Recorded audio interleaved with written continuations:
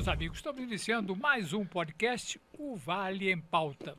Do meu lado, William, meu companheiro de bancada. Tudo bem, William? Tudo bem, mais uma vez uma honra, doutor, estar aqui do seu lado. Ele que é uma lenda do rádio aí, né? E hoje estamos recebendo Samuel Moreira. Quero deixar meus cumprimentos a todos aí que estão assistindo via YouTube. Aí, esse podcast daqui está sendo feito com todos os candidatos a prefeito. E, posteriormente, vai continuar entrevistando pessoas de interesse do Vale do Ribeira, para divulgar, para todo mundo saber quem é quem. Realmente, vamos começar hoje com os candidatos. Hoje, Samuel Moreira. Tudo bem, Samuel? Tudo bem, Cristiano. Obrigado pela oportunidade. William, obrigado. Contem comigo aí. Samuel, nossa praxe é o seguinte, vamos começar a falar da tua vida. Você nasceu aonde? Com quantos anos você veio para o Vale do Ribeira? Quantos irmãos você tem? Cristiano, eu nasci em Governador Valadares. Essa história é bem interessante porque meu pai é mineiro, de Diamantina. Veio para o Vale do Ribeira na construção da BR. Casou-se com a minha mãe, que é nascida em Eldorado. E minha mãe brinca bastante, comenta que o meu pai queria que o primeiro filho dele fosse mineiro, porque nós somos em 5 irmãos. Eu sou mais velho. Então minha mãe fala, seu pai queria que você fosse mineiro. Então nós fomos para Governador Valadares, né, casados. E aí minha mãe ficou grávida, eu nasci. Com 2 anos voltaram para cá. Meus 4 irmãos nasceram aqui. E só eu que fui nascer lá em Minas. Né? Diz que todo mineiro é hospitaleiro, Samuel. É Você verdade. confirma essa... Confirmo. esse ditado? Minhas tias, primos, todos estão lá em Minas, em Diamantina. A gente frequenta lá, né? E são muito, muito hospitaleiros. O mineiro é muito bom, né? Eu gosto Agora, muito de ter nascido em Minas. Você foi para Miracatu, estudou lá, como é que foi? Estudei lá, fui fazer já o primeiro, o segundo e o terceiro colegial na época, né? Que é o ensino médio hoje, eu já fui fazer fora. Fui fazer em São Paulo. E depois passei na Universidade em Santos, fiz engenharia em Santos.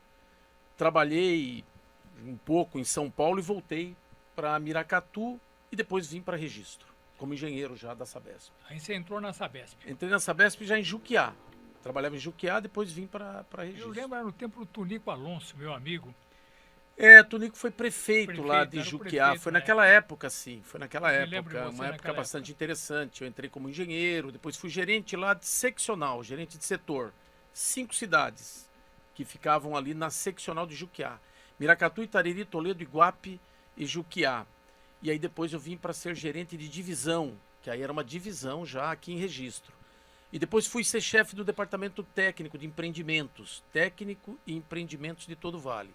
Fui chefe do departamento, fui também superintendente da Sabesp, da regional, da região inteira. Samuel chegou a alcançar a Sanevale aqui na região? Não? Sanevale é bem Sanevale antes é bem que eu. anterior. Eu não sou tão velho assim, William. Não, mas a Sanevale é 72, né? De Então. repente ela durou até 70... 72 eu tinha 9 anos.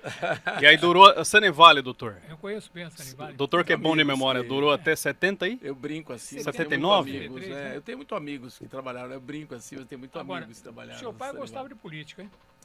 Meu pai era mais bastidor, nunca foi candidato a Não, nada, foi, nunca mas se ele gostou porque envolveu. o seu pai, uma vez nós tínhamos um amigo comum, o Roberto Villanova. Ah, o doutor Roberto. E o seu pai falou com o Roberto e me apresentou ao Mino Afonso, que era candidato a governador. E teu pai era coordenador sim, dele em todo o sim. Vale do Ribeira. Sim, Se naquela reuniu com época seu meu pai o participou, Almino, sim. tudo. Na verdade, meu pai começou no MDB.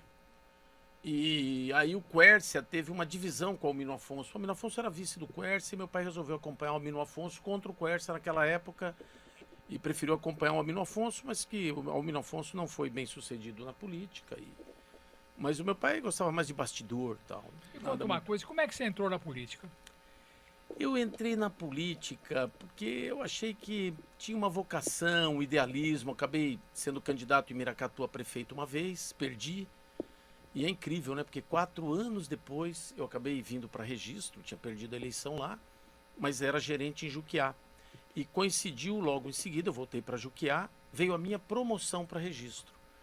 E começou um movimento em Registro. Eu vim para cá, Sabesp, gerente divisional, virei superintendente. E naquela época da eleição, 95, 96, eu já estava em Registro, morava aqui. Aí começou um movimento lá de Itapetininga para tirar a Sabesp daqui, a superintendência e levar para Itapetininga. Porque, por incrível que pareça, Registro coordenava, era a superintendência de muitos municípios, inclusive Itapetininga pertencia a Registro. A sede era Registro que comandava, inclusive, Itapetininga. Tapetininga cresceu, eles quiseram fazer a superintendência lá e tirar daqui. Eu fiz um movimento forte com a classe política, com os empresários, para manter aqui a superintendência e nós conseguimos. Fizemos um movimento forte, eu liderei esse movimento. As pessoas começaram a perceber que eu tinha uma certa...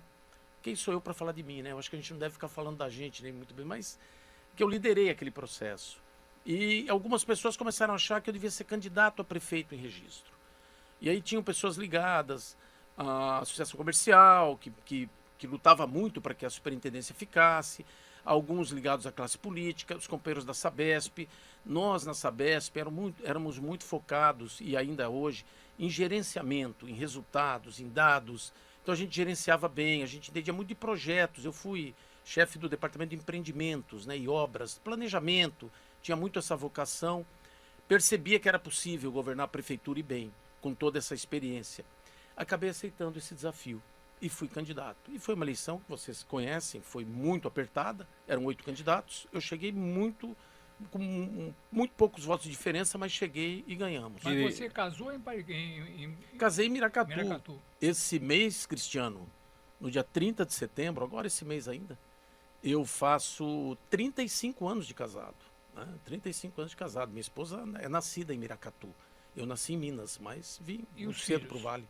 Os 2 meus filhos nasceram aqui no Hospital de Registro. Mas eu tenho filhos com mais de 30 anos, já os 2. Então também... Mas não moram aqui mais. Não, um mora em São Paulo, o outro está hoje comigo um pouco aqui, mas tirou um períodozinho aí para ficar por aqui. Mas é em São Paulo, ficaram sempre em São Paulo os 2. Conta para nós como é que foi a sua ida para a administração regional de São Miguel Paulista. É uma coisa interessante, São Miguel Paulista é uma cidade, acho que deve ser 4, 5 vezes maior que Registro. Eu fui subprefeito, né? Da região de São Miguel Paulista, na Zona Leste. São 400 mil habitantes, é uma subprefeitura. Coincidiu que eu terminei o meu mandato em 2004, dezembro de 2004. Coincidiu com a eleição do Serra, prefeito da capital. José Serra foi eleito prefeito em 2004. E ele ia assumir em 1º de janeiro, exatamente quando eu estava deixando a prefeitura. E a nossa prefeitura aqui, os meus 8 anos, foram muito bem sucedidos. Acabaram colocando o registro num patamar, né? Colocou o registro na agenda do Estado e na agenda nacional. Eu fui reeleito com uma grande votação, os resultados apareceram. Eu era muito respeitado no estado de São Paulo como um bom prefeito. A Isto É fez uma pesquisa, eu fui classificado na pesquisa como o melhor prefeito do estado. Isso repercutia muito, o Serra ficou sabendo, as pessoas ficavam sabendo dentro da política do estado quem eu era, como eu administrava os resultados, como o registro estava aparecendo, né? Uma região com bastante dificuldades e registro se destacando na política estadual. E aí o Serra resolveu me convidar para ser subprefeito. Eu aceitei e fui lá ser subprefeito em São Miguel Paulista. Foi um desafio muito interessante, 400 mil habitantes, mais uma experiência administrativa importantíssima que eu tive. Gostei demais, fiquei lá 1 ano e 6 meses, 1 ano e meio, e me afastei para ser candidato a deputado. E fui candidato a deputado estadual, fui eleito. Fomos eleitos aí com os votos da nossa região. Eu devo isso muito à população de Registro, porque foi aqui que tudo sempre começou, né? E que acabou me levando aí a esse currículo que eu tenho hoje. Eu passei pela subprefeitura, depois deputado estadual, presidente da Assembleia, e fui indo. E foi muito bom. Mas a subprefeitura de São Miguel foi uma experiência administrativa importantíssima, uma regional com 400 mil habitantes. A gente administrou dia e noite muito bem. E é isso. Eu me recordo um fato interessante, William. São Miguel tem uma igreja centenária. Sim. Uma igreja que Catedral de São Miguel. É histórica lá. E você, como subprefeito, ajudou a reconstruir a igreja, não foi isso? Não, foi, na verdade, uma capela. Capela. Uma capela histórica, tombada, né? Tombada pelo IFAM. É uma capela jesuíta. Templo dos Bandeirantes. Isso. E essa capela foi construída em 1622, para você ter uma ideia. 1622. Estava lá a capela, numa praça, e nós temos um projeto de restauro, né? Essa coisa de restauro é uma coisa que marca sempre a minha trajetória também, porque nós restauramos aqui o KKKK. KKKK, exatamente. E a Capela de São Miguel também nós restauramos. Nós fizemos o projeto, reorganizamos toda aquela praça. Essa capela é uma capela pequena, ela fica em frente à catedral. É. E ela é tombada. E ela virou um centro histórico ali, ficou muito bem feita e acabou atraindo as pessoas para fazer um turismo e conhecer a capela, né? Então ali, uma capela Isso muito... e resultou que você estourou de voto lá em São Miguel. A gente fez um trabalho muito bom lá. Eu, Cristiano, falar uma coisa para vocês. Eu sempre me dediquei muito às coisas que eu faço, né? Então, era a atribuição que eu tinha, ser subprefeito de São Miguel. Eu me dediquei muito, dia e noite, feriado, fim de semana. E fizemos um grande trabalho lá e restauramos essa capela, que era um marco. Aliás, é um marco da cidade de São Paulo. Não é só da Zona Leste. Mas para São Miguel, aquilo é uma referência muito importante. E aquela capela foi totalmente restaurada. É uma capela pequena, não era uma obra tão grande, tão difícil. Mas ficou uma obra muito linda. Ficou uma pérolazinha ali cravada na Zona Leste, onde as pessoas iam visitar. Ficou muito, muito boa. Então essas coisas que são coisas que passam pela vida da gente e marcam a vida da gente. Então a administração por 8 anos da prefeitura foi muito boa, bem sucedida. Depois eu fui subprefeito, também foi muito bem sucedida a administração em São Miguel Paulista. Agora o William vai perguntar a parte de deputado. Eu né, só queria fazer uma pergunta aí antes. Em 1995, você se filiou ao PSDB. Sim, sim. A que se deve a sua ida ao PSDB? Olha, minha ida ao PSDB se deu muito pelo ambiente que eu estava convivendo aqui. O presidente do PSDB municipal, que era o Luiz Gonzaga Timbó, ele no vivia Ceará aqui, hoje. está no Ceará hoje. Ele era da Sabesp, funcionário de carreira da Sabesp, era o presidente do PSDB, e ele via em mim essa possibilidade de ser prefeito. Ele acreditava. Eu falava, Timbó, caramba, sabe, a gente vai disputar com pessoas que já foram prefeitos, é uma disputa E difícil. vale lembrar quem está em casa que Samuel tinha apenas 32 anos, ou seja, era mais novo que eu. Eu tinha 32 anos. Aceitou Chegando na minha idade. e aceitou um desafio desse William, tamanho, Samuel. Assim, é que eu tinha experiência de engenheiro, gerente seccional da Sabesp, gerente de divisão, chefe do departamento técnico e superintendente. Toda essa experiência de gestão administrativa me dava muita confiança. O problema era ter os votos em eleição. Isso era o problema, né? Que tinha uma cidade como registro. E o presidente, nós tínhamos o presidente, que era o Timbó, e coincidentemente nós tínhamos um vereador que era da Sabesp também, que era o Chavico. Ele era vereador também, e todos do PSDB. E eles me influenciavam, olha, venha para o PSDB, você tem que ser candidato. Coincidiu com esse movimento de manter a superintendência em registro e não ir para Itapetininga. E aí as pessoas também do comércio, da indústria, Agregou algumas tudo. lideranças foram, não, você tem perfil, você é um bom gerente novo, tem experiência e ao mesmo tempo tem juventude, você tem que ser candidato. E aquilo foi... E eu resolvi ser candidato. E disputamos e ganhamos. E vale lembrar que você tinha 32 anos, era superintendente da Sabesp nessa ocasião e conhecia a cidade, porque quem trabalha na Sabesp tem toda essa eu já demanda. estava na cidade há 3 anos. Conhecia Eu estava há 3 anos na os cidade. 722 quilômetros quadrados de registro, com certeza Isso, passava pelo seu conhecimento, Isso né? mesmo, os 722 bairros, quadrados, os bairros. os Trabalhava problemas. no saneamento, né? Sim. Tinha uma interação boa com a comunidade, entendia bem das áreas, tanto urbanas quanto a área rural.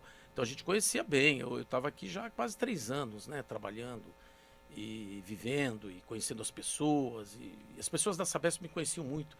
E assim, todos os funcionários da Sabesp conheciam muito o meu trabalho, o nosso jeito de ser, a liderança, a transparência, a correção, os resultados, né? Que a gente sempre trabalhou também muito com resultados, né? Com gerenciamento. E elas confiavam muito que a gente poderia mudar o rumo da cidade. Tanto é que o meu slogan naquela eleição foi registro num novo rumo. Samuel Moreira, registro, novo rumo. Samuel, registro, novo rumo. E era uma seta assim que mudava de direção, né? Vinha caindo e mudava para cima para que registro tivesse um novo rumo. E aí nós tivemos um novo rumo realmente com a nossa gestão. Foram 8 anos que o patamar de desenvolvimento da cidade mudou o patamar, melhorou demais. As pessoas responderam claramente aos resultados, né? Os serviços funcionavam, a gente gerenciava. Serviços têm dados para você aferir qualidade. Não é porque é serviço da prefeitura, serviço público, tem que ser de qualquer jeito. Dá para você medir a qualidade e melhorar a qualidade de cada serviço, e são vários. Então eu acompanhava muitos serviços. Eu tinha um relatório de gestão que me emitia dados o tempo todo, dados de gasto de combustível, estava subindo, descendo, como estava, em cada ponto, energia, telefone, todos os dados eu gerenciava, todos. Para você ter uma ideia, William, eu lembro muito disso porque eu estou conversando muito sobre a saúde. Eu gostava de saber, semanalmente, a média das consultas que os médicos estavam fazendo nos postinhos. Quantas consultas estavam fazendo por dia. Teve uma vez que tinha um médico no Arapongal, estava fazendo 4 consultas por dia.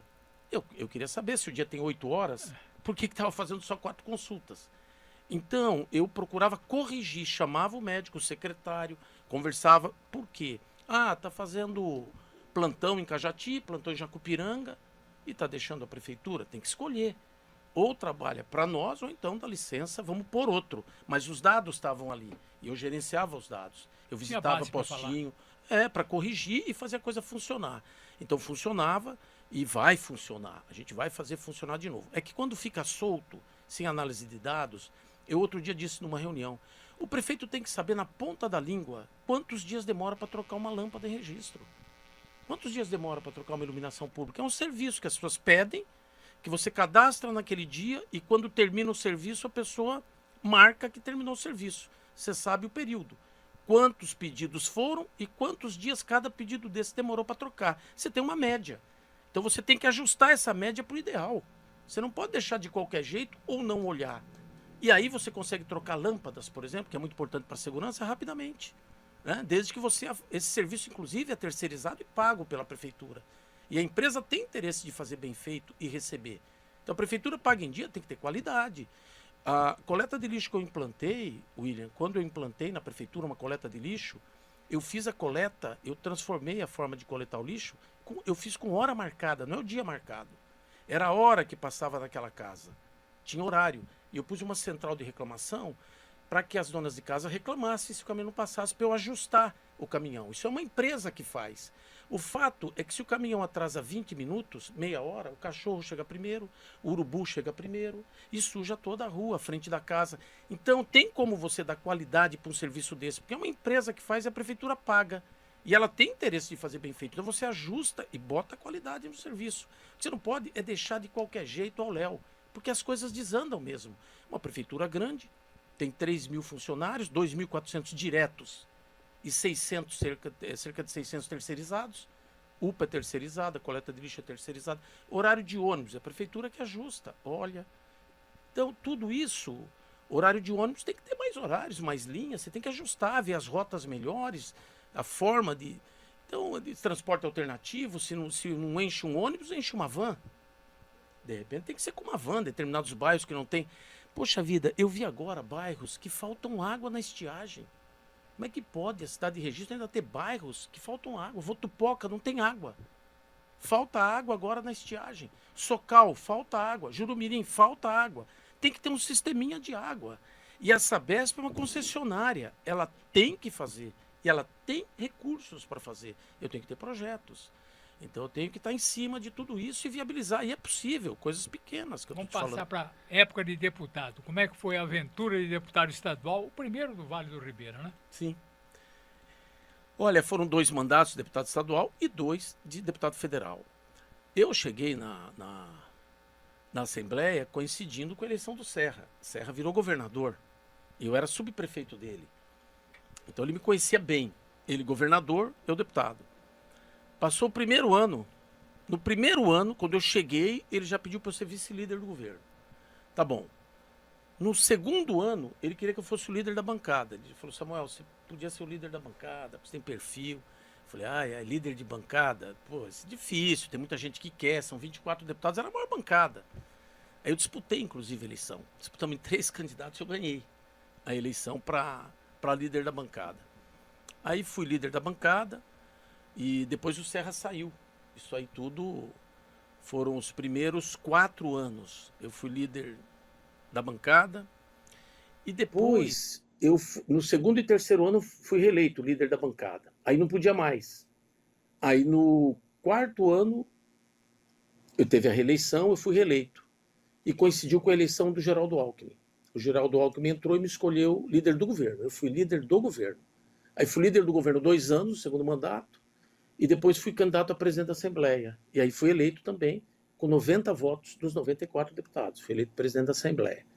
É uma carreira, assim, bem de muito resultado, muita credibilidade, confiança, as pessoas... E aquilo que eu disse aqui no início, todas as coisas que colocaram nas minhas mãos, eu desenvolvi com muita seriedade, com muita transparência, com muito resultado. As pessoas confiavam, né? Confiam. As pessoas confiam nessa forma de agir, muito transparente e de resultados. E para federal, como é que foi a coisa? Aí fui eleito deputado federal. Estou lá no primeiro mandato, deputado federal. Eu fiz o primeiro mandato normalmente. O Geraldo foi eleito e eu fui escolhido também secretário-chefe da Casa Civil. Teve isso também.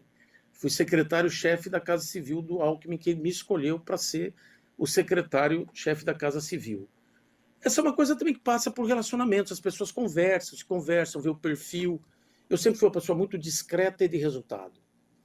E as pessoas também confiavam na minha descrição, na minha forma de agir, né? Confiavam nos resultados.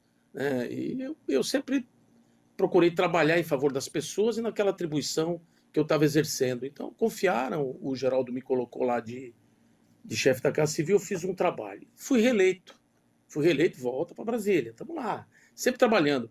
Agora, os resultados para a nossa região também foram muito positivos, né?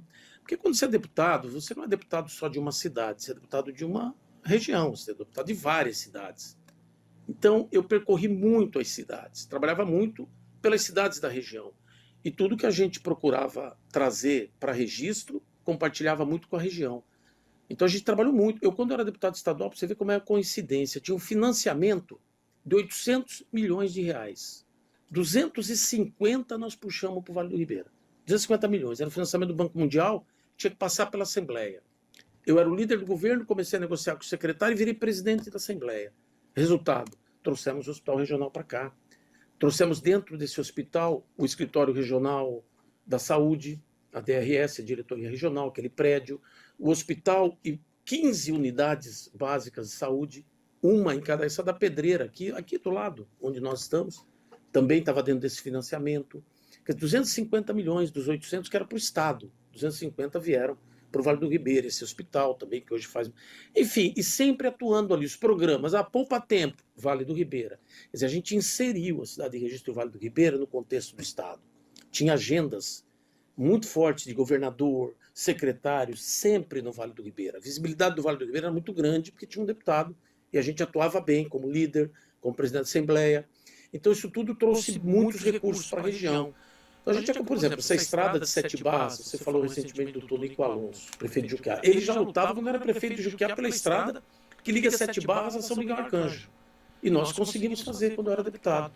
Conseguimos recursos, foram 62 milhões. Ligou 7 barras a São Miguel Arcanjo, ou seja, ligou todo o Vale do Ribeiro Litoral a toda aquela região de São Miguel Arcanjo, Tapetininga, Capão Bonito, que hoje frequentam o litoral, passam por registro. Então aquela obra foi muito importante. Sempre foram obras muito importantes. E escola técnica, para você ter uma ideia, só tinha em Iguape uma escola técnica agrícola. Não tinha mais escola em nenhum lugar. Nós trouxemos para registro, espalhamos pela região e conseguimos consolidar a ETEC aqui. Agora, nós precisamos fazer com que ela tenha sua sede própria. Trouxemos a FATEC. A Unesp passou por uma crise em determinado momento, queria fechar a Unesp. Eu estava lá como deputado para não deixar. Então, o período de deputado ajudou muito a região. Emendas parlamentares, o Hospital São João, a hemodiálise, não tinha em Pariquera. Nós que conseguimos, naquele momento importante. E tem outras batalhas que nós precisamos lutar. Porque, por exemplo, quimioterapia tem, mas precisa de radioterapia. Nós precisamos fazer muitas lutas ainda pela região. A duplicação da BR-116. Nós temos uma luta, eu fiz uma frente parlamentar na Assembleia Legislativa pela luta para terminar a duplicação na Serra do Cafezal, fiz audiências públicas, corri atrás, lutei muito para reativar a ferrovia, infelizmente não deu certo, mas fiz também uma luta enorme, a ferrovia, a BR, todas as questões importantes regionalmente. E eu acho que hoje nós temos uma estrutura boa de saúde, nós temos uma estrutura boa educacional, que está aí, técnicas, tal, que nós precisamos saber usar tudo isso. Que é o Sistema S. Isso, Senai. Quantas reuniões eu fiz com o SCAF? Lá na Fiesp, como deputado.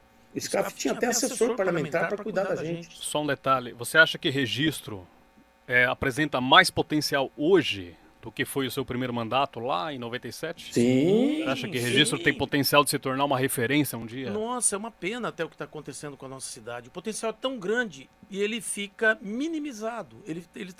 É tão grande que não é utilizado. É uma pena. Por exemplo, você pega essas estruturas de escolas técnicas, Senai, SESI, SENAC, ETEC da Paula Souza, Instituto Federal, só para ficar nas escolas técnicas, sem falar FATEC e Unesp. Escolas técnicas, tem programas do Senar para o agricultor, são todos cursos de qualificação, todos de qualificação. Nós podemos qualificar mão de obra local, bem relacionado com a comunidade. Eu outro dia visitei uma espécie de um estaleiro, ele faz balsas para dragagem no rio, é ali no Paulistano, chama-se Douglas. Ele falou, Samuel, se chegassem aqui 8 torneiros mecânicos, eu contratava os 8. Falei, mas você já falou com alguém? Ah, já falei com fulano. Só que não adianta, é o prefeito que tem que articular. Quando o prefeito chama os diretores dessas escolas técnicas, eles vêm e você articula com eles um programa. Eu fui visitar o Senai, fiquei 2 horas lá conversando com o diretor, visitei.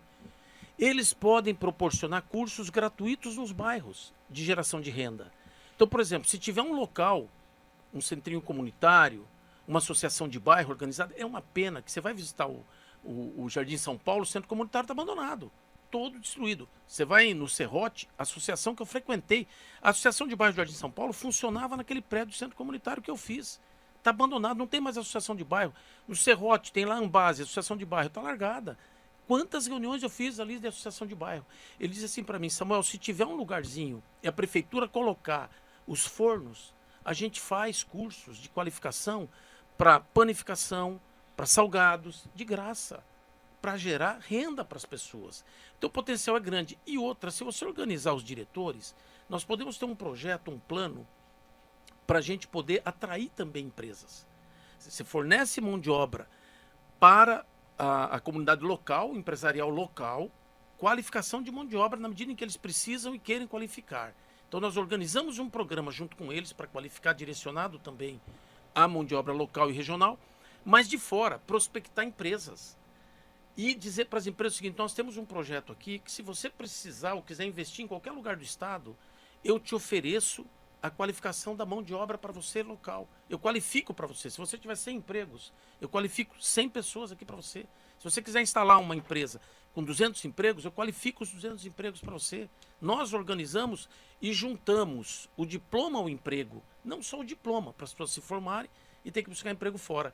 Então é um potencial que nós temos que está dormindo, que nós temos que acordar, articular, orientar. Isso é o prefeito que desenvolve esses planos, esses projetos.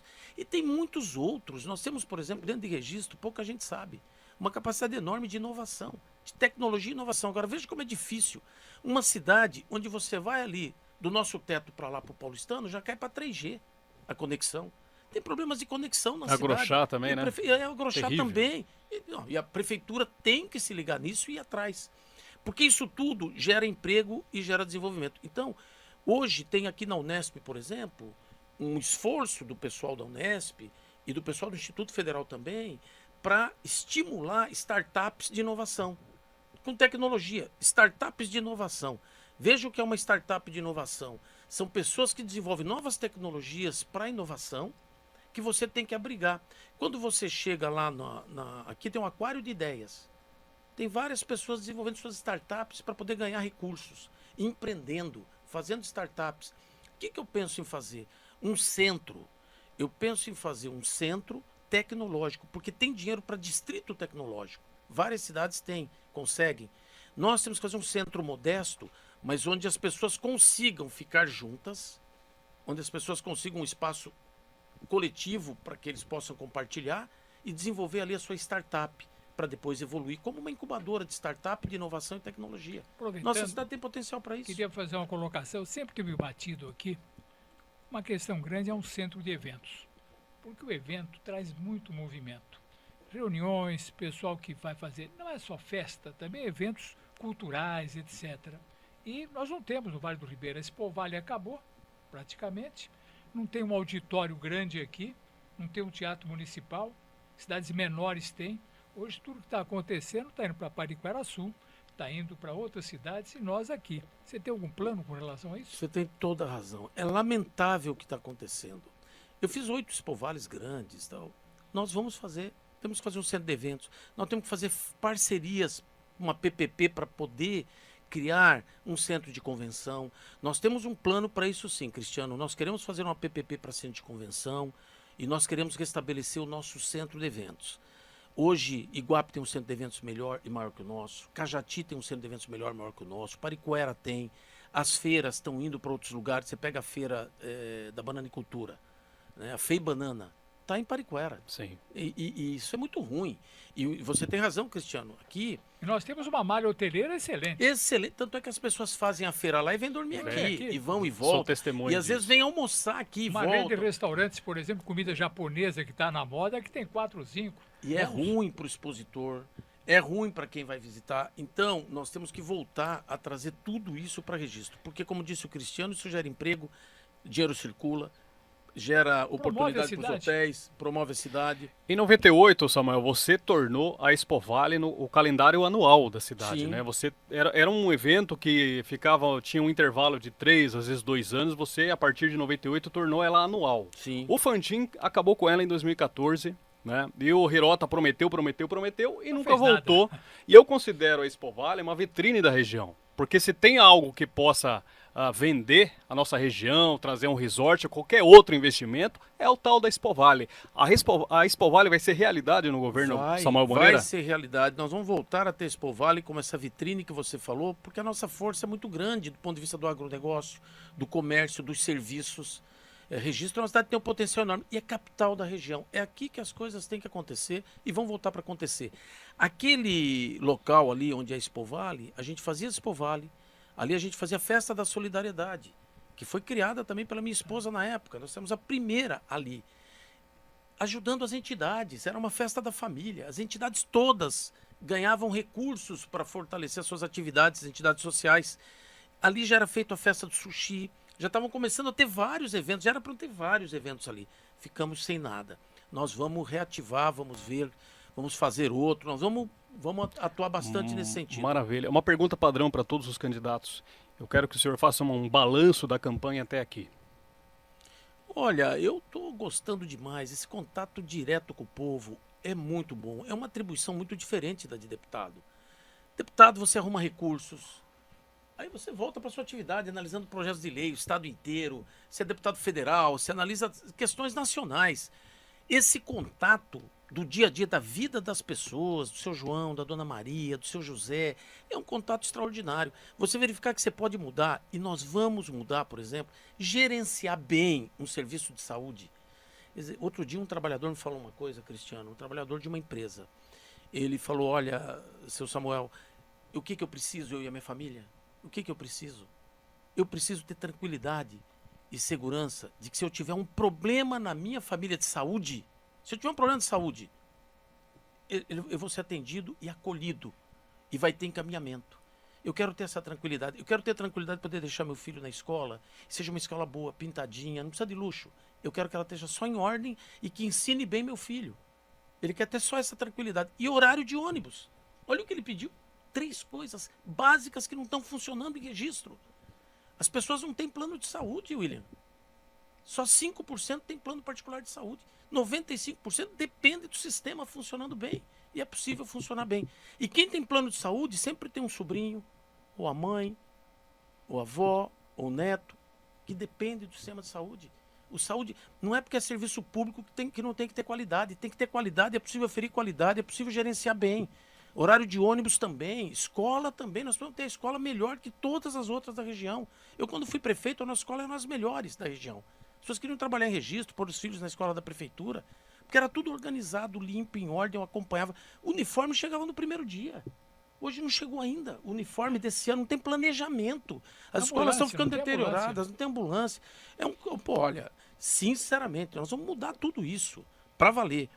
Então, pode confiar. O doutor tocou num item muito importante, porque assim, eu sou testemunha de que o Vander Lopes é um dos vereadores que lutou muito para a aquisição de uma nova ambulância, inclusive com emenda impositiva e tal, e de que a verba já está na conta da prefeitura. Por que essa prefeitura ficou tão incompetente assim, Samuel? Na sua opinião? É uma boa pergunta para o prefeito. Precisa perguntar para o prefeito. William, eu vou dizer uma coisa, falta de gestão, falta de atitude. né? É uma certa omissão com relação à situação que nós estamos vivendo. O que justifica uma prefeitura com orçamento de registro, que é o maior da região, ter uma frota de ambulâncias menor que Cajati? É menor Porque que o Sete orçamento é Barras. menor que Sete Ítalo Barras. esteve aqui, né, de Sete Barras, falou que tinha pelo menos 4 ambulâncias O lá. prefeito confirmou que ele Então, o conseguiu que com o Jorge justifica? Caruso. O prefeito conseguiu com o Jorge Caruso, acho que 3 ambulâncias. Não, o que justifica ter uma frota de caminhões menor que Cajati para cuidar das estradas vicinais? Não justifica. Na minha época, eu ajustei as contas da prefeitura em 6 meses, eu comprei caminhões, comprei patrol, comprei retroescavadeira, eu equipei a prefeitura, ambulâncias, deixei tudo em ordem. Isso aqui é um patrimônio das pessoas. Tem que gerenciar bem. Falta gestão. Nós estamos precisando de gestão e atitude. Gestão e atitude. E defender os reais interesses do povo, que é a saúde, é o ônibus, é a educação, é a iluminação e segurança, é zeladoria. Já se viu uma cidade cheia de buraco, com mato?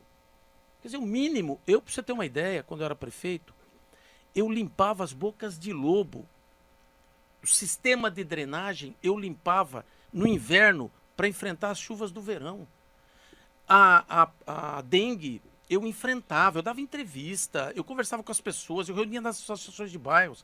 Associações de bairros eu montei 35. A gente enfrentava, eu contratava um monte de gente temporariamente para enfrentar a dengue. A gente colocava as armadilhazinhas para pegar os ovinhos do mosquito. Quando a gente encontrava a minha secretária de saúde e toda a equipe, a gente varria aquele quarteirão. Olha o estrago que a dengue fez. As pessoas Samuel, doentes, com dor, tem que mudar não, vai mudar tudo isso. uma coisa prática. O governo federal é do PT. O governo estadual está apoiando outro candidato governador. Mas o senhor tem uma rede de amigos, deputados, como é que o senhor pretende gerenciar isso? Cristiano, primeiro, que eu acho que o governo federal não é do PT e nem no governo estadual é de ninguém. Isso é do povo. Governador e presidente da República vão governar com todos os prefeitos que tiverem bons projetos e bons argumentos. Eu já estive lá, ao lado da sala do governador. Eu fui secretário-chefe da Casa Civil.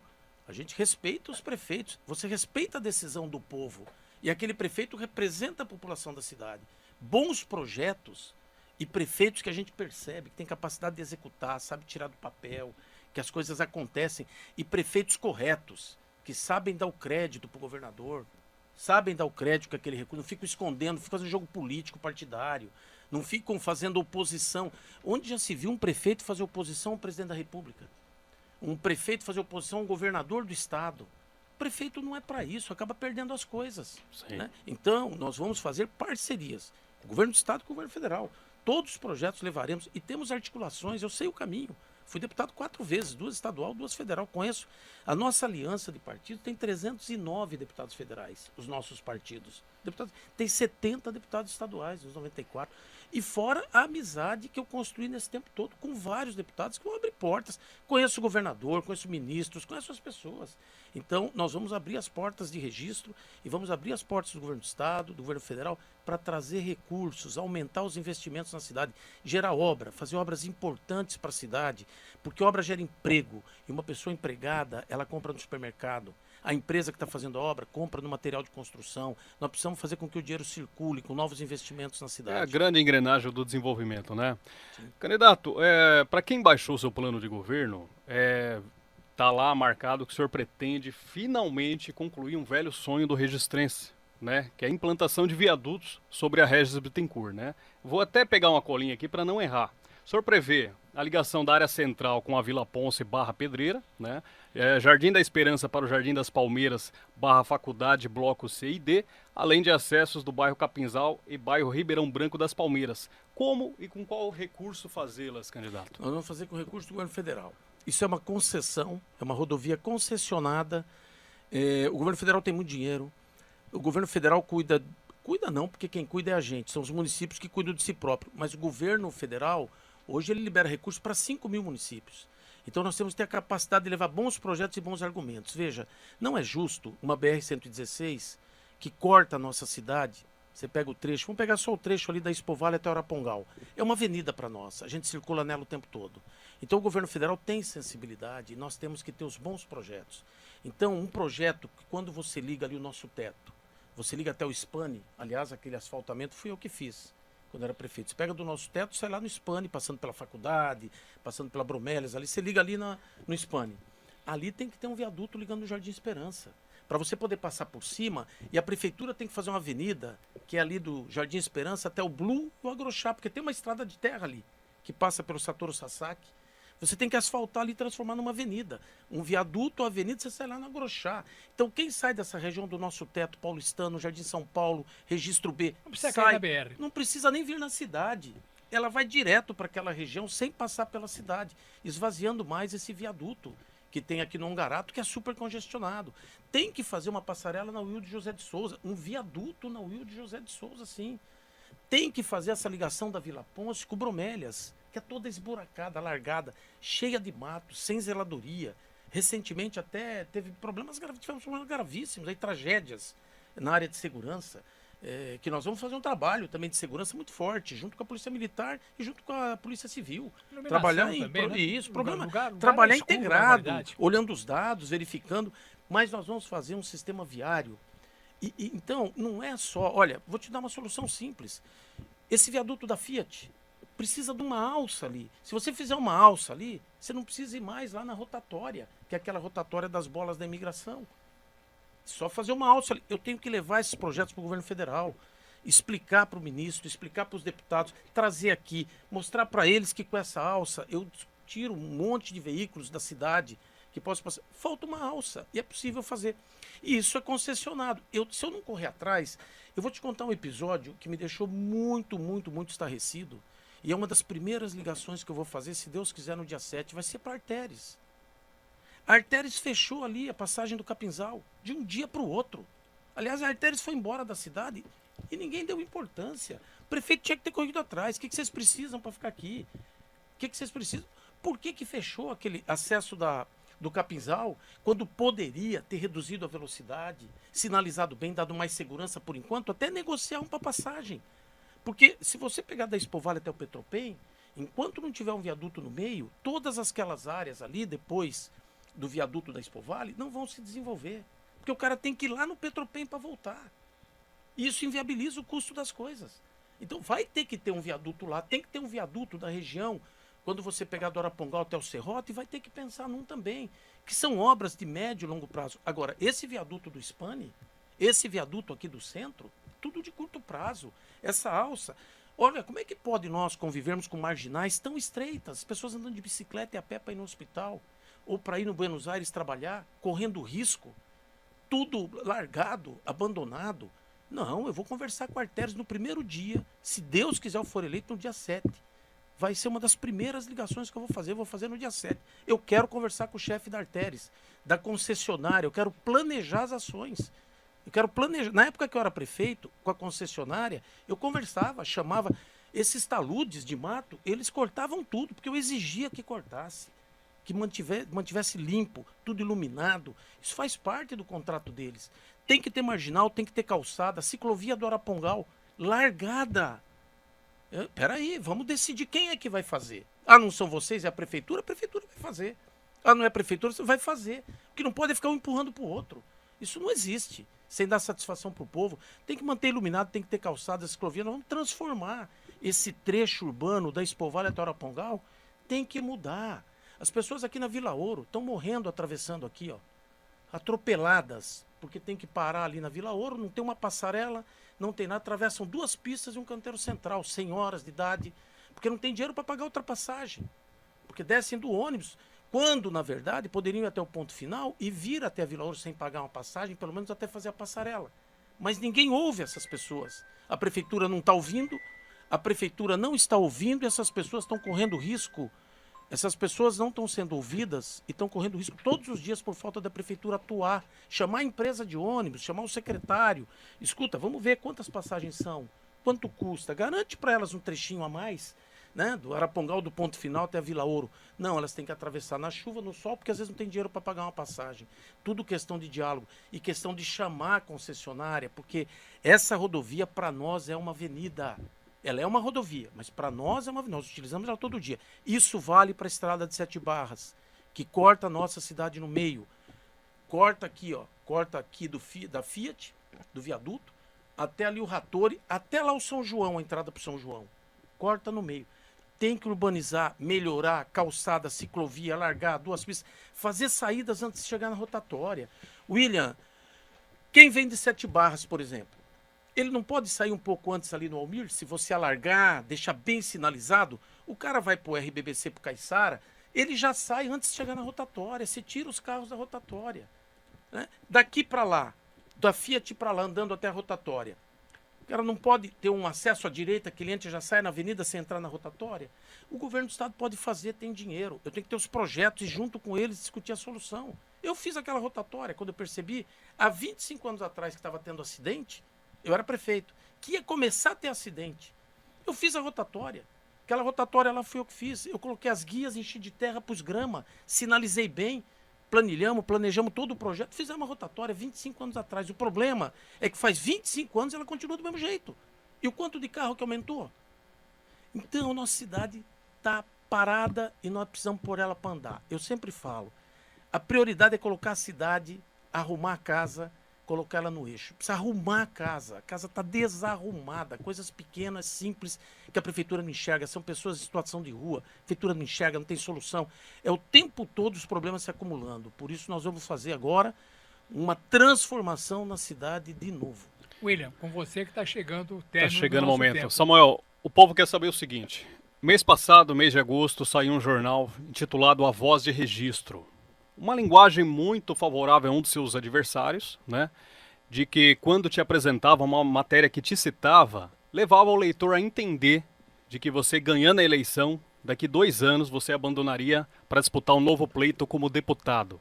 Você, Não tem o que hipótese. teria a dizer para quem está assistindo Não e não tem. acompanhou essa Não tem hipótese. noticiário? Não há essa hipótese. Primeiro, que eu não tenho desejo nenhum. Já fui deputado 4 vezes. Eu estou muito focado. Estou gostando demais da atividade que eu estou tendo de ser candidato e de ser prefeito. Foi uma honra para mim ser prefeito. Gostei demais de ser prefeito. Quero ser prefeito de novo. Segundo, que isso é uma grande mentira. Primeiro, porque não é 2 anos. Quem for se afastar da prefeitura, se ganhar a eleição, tem que se afastar em abril. É 1 ano e 4 meses. Eu pergunto, o que, que um prefeito faz com 1 ano e 4 meses? Ele não faz nada. Não faz nada e se renunciar, não terá voto. Não terá o voto do povo. Como o Dória encerrou a carreira política. E se você for ver na origem, é porque ele largou a prefeitura de São Paulo. O primeiro erro dele foi ter largado a prefeitura de São Paulo. O Serra largou a prefeitura também de São Paulo. Depois quis voltar, perdeu para o Haddad. Isso não dá certo. E além de tudo, eu não desejo. Se você hoje, William, eu sou muito focado nas coisas. Estou focado em ser prefeito, quero ser prefeito. Transformar a cidade.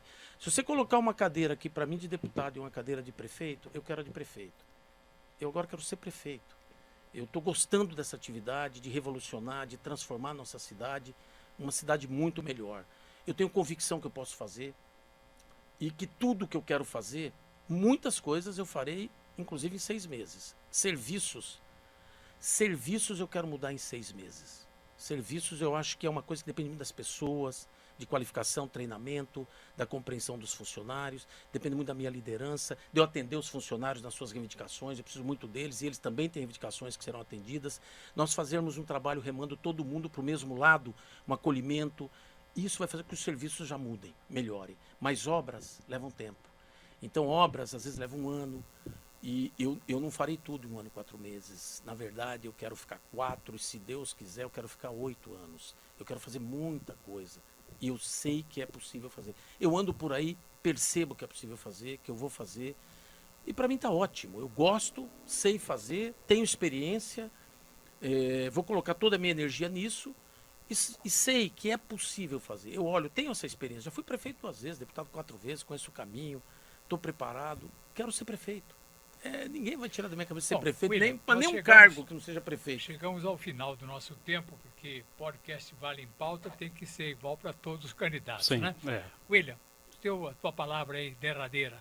Bom, agradecer ao Samuel, né? Eu penso que foi algo produtivo, né? 50 minutos a gente sabe que não dá para falar sobre tudo, mas é muito importante que o eleitor assista todos os candidatos, né? Tenha como parâmetro todas as palavras, tudo aquilo que está sendo almejado ao planejamento, né? E dia 6 de outubro possa votar com muita consciência. E aí deixo as considerações finais para o Samuel, né? Samuel, tua despedida aqui nesse Eu podcast. quero agradecer, tava gostoso, tava bom, eu já papo tava assim, aqui. porque o William briga comigo, eu ele fala ficava, assim, eu ficava ele aqui fala mais uma comigo, hora. Cristiano, se a gente não segurar, vão 2 horas de bate-papo. Porque o bate-papo não tem contestação, a gente pergunta... A gente tá preocupado com o futuro de com registro. a população saiba Não, o que é eu acho importante. ótimo e quero E também cumprimentá-los. da vida nos candidatos, que é importante. É saber a sua gostoso vida, toda a lembrar, tua história, poxa tudo, vida. claro. Perguntaram aqui, por exemplo, nós somos em 5, né? Todos homens, 4 irmãos eu tenho. Então é gostoso você falar também, né? Acabei lembrando aqui, vou fazer 35 anos de casado, tenho que 2 filhos. maravilha. É bem legal falar da família. Bom. Eu quero agradecer muito essa oportunidade e quero que quem está nos assistindo, ou nos ouvindo, tenha esta convicção como eu tenho. Nós vamos transformar a nossa cidade, nós estamos preparadíssimos para isso. Então eu agradeço muito a oportunidade. Eu não sei se pode pedir o voto aqui. Pode, fica à vontade. Ó, Seu eu quero número. pedir o voto, é meu Peça seu voto aí. compromisso. Quero o voto, meu número é 55. Eu vou honrar esse voto. E todos que votarem, apoiarem, não vão se arrepender 1 milímetro disso. Pelo contrário, vão se orgulhar desse momento e vão contar muitas histórias para frente, como contaram quando eu fui eleito a primeira vez. E Vai ser você muito bom. volta no podcast pra frente, daqui 6, 7 meses você vai voltar para bater um papo com a Ah, gente. se Deus vamos quiser, cobrar eu muita ganhando. coisa de você. Se Deus quiser, eu ganhando, Com venho certeza. várias vezes. Tá Muito certo. obrigado. Muito bom. Um abraço. Obrigado, um abraço a todos.